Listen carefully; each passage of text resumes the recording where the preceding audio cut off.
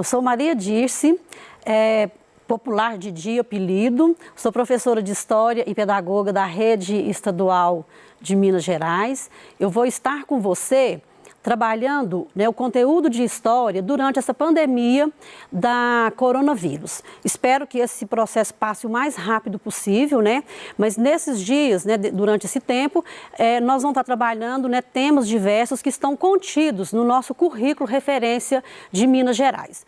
Hoje, o tema para você será do 6º ano, a aula para você, aluno do 6º ano, e nós vamos trabalhar as fontes históricas e o papel do historiador.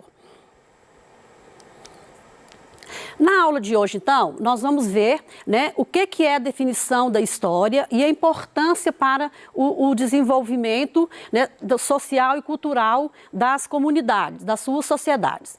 Nós vamos também reconhecer todos os tipos de fontes históricas e a importância delas para a pesquisa do historiador e mostrar qual que é a importância desse historiador para o desenvolvimento, para o conhecimento da produção histórica. Então, afinal, o que é história? Nós vamos estar, então, definindo que história é uma ciência que investiga o desenvolvimento das sociedades humanas ao longo do tempo. Para Mark Bloch, história não é uma ciência que estuda só o passado, mas sim ela estuda a ação do homem no tempo. Bom, a história, para ela se desenvolver com qualidade, ela tem várias ciências que são auxiliares a ela. Eu vou estar falando com você aqui, as principais, as que estão mais próximas da gente, tá? Para o desenvolvimento do nosso trabalho como historiador, como historiadora. Bom, a antropologia estuda o ser humano e as suas relações. A própria palavra já fala antropo, que vem de homem, e a logia, que são as relações entre as pessoas que vivem nas comunidades. A paleontologia estuda os fósseis. A paleontologia é uma ciência muito importante, porque ela que auxilia e que dá todos os resquícios para que esse historiador desenvolva o seu trabalho através desses achados fósseis. A heráldica estuda os brasões e os emblemas. Essa heráldica, a gente vai estudar os brasões, claro, do governo federal, dos governos estaduais, que são documentos oficiais. A economia é uma ciência que consiste na análise da produção, distribuição e consumo de bens e consumo. Na verdade, a economia está extremamente ligada com a história, porque a gente faz economia todo dia. Enquanto você sai para ir ao supermercado com seu pai, com sua mãe, você está comprando, você então está fazendo circular as mercadorias e fazendo a economia. A numismática estuda as moedas e medalhas. Inclusive, eu trouxe uma medalha aqui para estar mostrando para vocês que essa medalha ela pode ainda se tornar uma fonte histórica extremamente importante para as futuras gerações. A psicologia estuda o comportamento humano. Ela também está extremamente ligada à história, porque o tempo inteiro o historiador estuda como é que as pessoas estão na sua sociedade, como é que elas se comportam perante a sociedade em que vive, a comunidade em que vive. A arqueologia, a ciência que estuda as culturas e os modos de vida das diferentes sociedades, também está muito ligada na história, porque se eu estudo o passado, lá desde a formação da humanidade, desde a pré-história, passando por todos os outros períodos da história, eu estou, então, estudando, o que essas sociedades fizeram, o que elas descobriram de tecnologias, de tudo que foi passando de geração para geração, está dentro dessa arqueologia. Mas eu diria que a ciência que está mais próxima da gente é a geografia. Não tem como eu separar a ciência história da ciência geografia, porque os dois estudam as permanências e as mudanças das paisagens, que todas elas são feitas pelo homem em busca da sua sobrevivência, da sua cultura e assim por diante. né, vamos agora, então, né, às fontes históricas e o trabalho do próprio historiador. Qual que é, o que ele faz, a importância dele. Qual, então, que é, né, o papel principal, né, do historiador, do pesquisador? Ele vai analisar e interpretar todos os acontecimentos históricos através de todos os registros deixados pelo homem. E esses registros, né, que a gente chama de fontes históricas. Eles sempre trabalham com a diversidade de vários tipos de fontes e todas as fontes que eles trabalham até hoje. É um trabalho de investigação e, claro, que se ele investiga, ele vai estar produzindo conhecimento. Bom, vamos lá então às fontes históricas, né? Fontes históricas, então, são os vestígios do passado, né? Todos os vestígios que auxiliam o historiador a pesquisar a história. Até o século XIX, acreditava-se, né, que as únicas fontes históricas que eram válidas eram as fontes oficiais, quer dizer, que saíam, né, lá do governo, que era assinada por, né, alguma coisa que saía do governo oficialmente. A partir do século XX, né, passa-se a compreender como fonte histórica tudo que nos remete e que nos levam a ter conhecimento histórico que foi produzido, né, pelo homem desde os primórdios até mesmo antes da escrita. Atualmente, então, a gente trabalha com vários vestígios, tanto materiais como imateriais, e que são também muito valorizados, e que a gente vai estar vendo aqui agora. As fontes históricas e suas características. Aqui a gente vai estar vendo, né, eu vou colocar todas as imagens e explicá-las. Esse acervo aqui é um acervo pessoal meu, que fica na minha casa, né, no interior, tá? Aqui, então, vocês podem ver, né, uma máquina de costura manual, muito antiga. Ali tem um moedor de café, uma réplica de um fogão de lenha e, ao lado, uma foto, uma imagem do próprio fogão de lenha, com vários utensílios de ferro, né, panelas, que foi muito usado aqui no Brasil, principalmente no nosso Brasil colonial.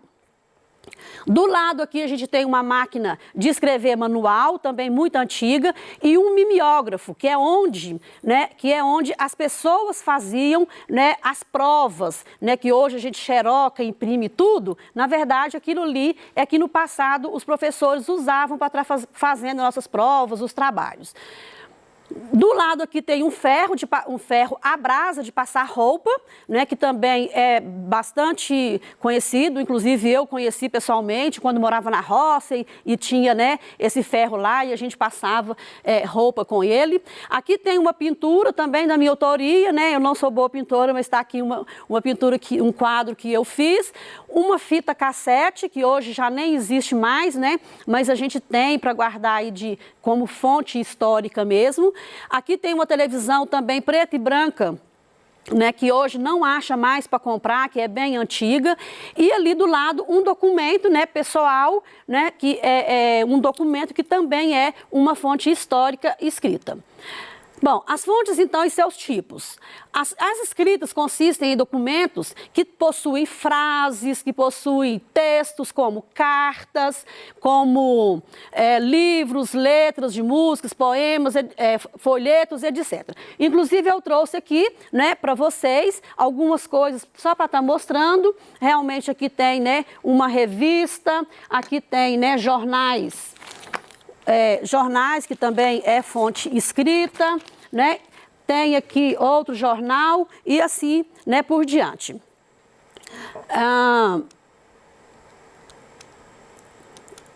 Aqui eu trouxe ilustrando, né, uma letra de música, cartas, né, e um jornal. As fontes materiais são todos aqueles vestígios deixados, né, no passado pelo homem. Podemos, então, exemplificar, né, que essas coisas materiais são as esculturas, pinturas rupestres, vestuário, cerâmicas, né, e tudo que é feito, que a gente pegável.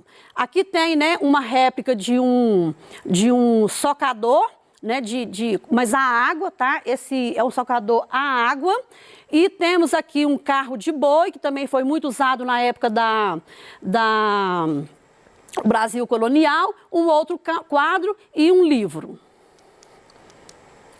As fontes orais e materiais são as fontes que envolvem a fala, né? São aqueles vestígios, né, que são passados de geração para geração, né? Mas são coisas imateriais, como, por exemplo, né, música, relatos, entrevistas, folclore. Aqui eu trouxe, né, uma gravura aqui de uma dança de capoeira, aqui uma dança de frevo, e aqui, né, uma pessoa mais idosa contando história, né, fazendo contação de história para as pessoas mais jovens, para que passe de geração para geração.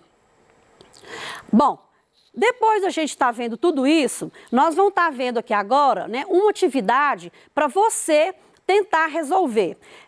Aí quando você faça isso no seu caderno, tá bom? Que você vai ter acesso a essa atividade, né, em breve.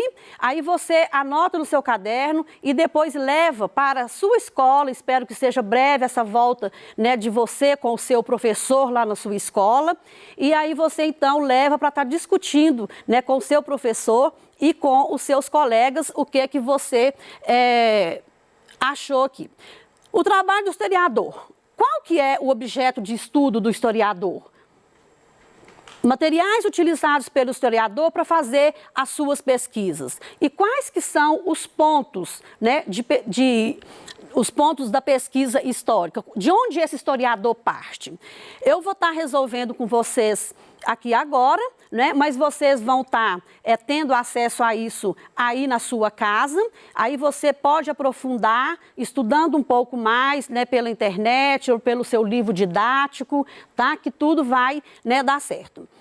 Aí nós vamos fazer uma outra atividade, que é a classificação das fontes materiais. Isso é para você ter, né, reforçar o que a gente viu aqui durante essa aula. Os tipos de fontes, né, materiais e imateriais, você marca um X, né, no que você acha que é a determinada coisa que está ali, você marca com um X se você acha que é uma fonte material ou imaterial. Bom, resolvendo aqui, né, sucintamente, claro que você pode estar, né, buscando outras coisas para estar respondendo, porque aqui tem respostas que são mais amplas do que eu coloquei aqui, tá? Você pode pesquisar, discutir depois quando você voltar com o seu professor, não é isso? E aí vocês vão estar, né, dando um maior número aqui de respostas, tá? A mesma coisa aqui na resolução dos tipos de fontes históricas, vocês podem, né, estar marcando e ampliando esse conhecimento de vocês, né, fazendo mais pesquisas, vendo vídeos, que tem vários vídeos muito interessantes, né, no YouTube. Então eu falo para vocês assim, aproveitem o tempo de quarentena na casa de vocês para adquirir conhecimento. Na aula de hoje, então, a gente viu, né, o que é história, as ciências auxiliares da história, o trabalho do historiador e as fontes históricas. Na próxima aula, a gente vai estar vendo, né, as teorias e mitos do surgimento humano. Espero que essa aula seja o mais breve, que vocês tenham gostado da aula, né, e que amplie o conhecimento de vocês. Eu aqui, né, professora Didi, na torcida para que essa pandemia passe logo e que a gente retorne, né, imediatamente para a escola, para a gente estar encontrando com os nossos professores. Obrigada, então, até uma próxima.